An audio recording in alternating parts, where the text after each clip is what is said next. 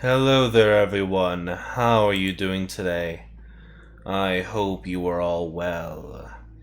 Today we will be reading a story called That Old Magician's Hat by Cryptid Wander. If you enjoy, consider checking out his story in the description below.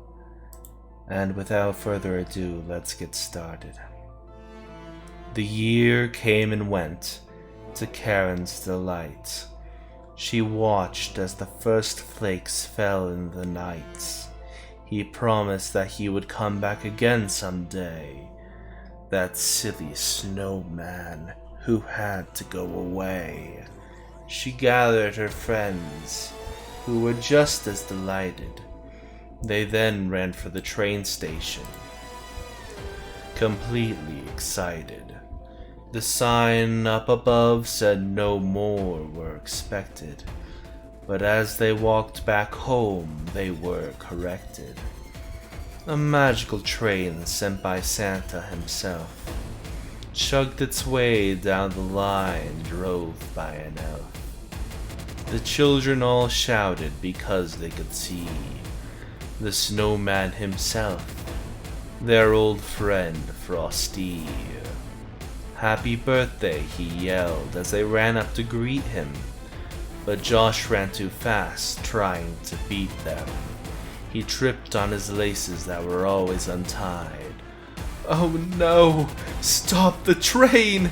everybody cried. Alas, it was too late for that poor young boy.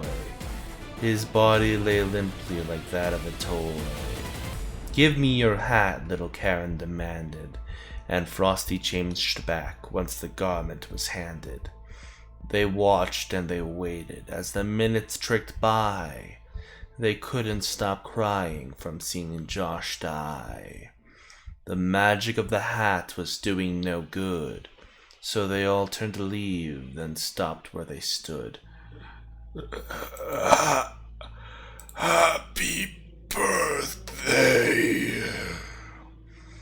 A voice came from behind, and a look of terror took over when they turned to find Josh was still dead. His body was mangled, but it didn't stop him from rising. Then Charlie was strangled. Josh ripped at the flesh from his former friend's face, and when he was dead, he arose in his place. As 2 turned to 4, turned to 6, and then 10. The kids turned their sights on both women and men. When carolers noticed and tried to run home, they tripped and got tangled like hair in a comb. The creatures were on them as quick as a flash.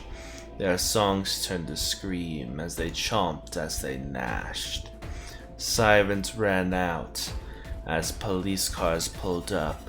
The creatures go down as the gunshots erupt. Not for real long though, as they just wouldn't die. They sprang their way over, as quick as a sigh.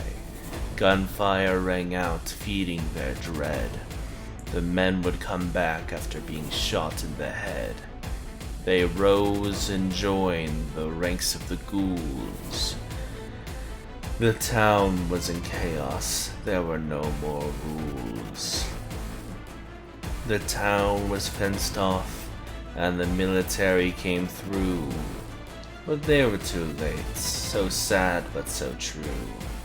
The living were eaten, the dead reigned supreme. But at least Santa had the next year off, it seemed.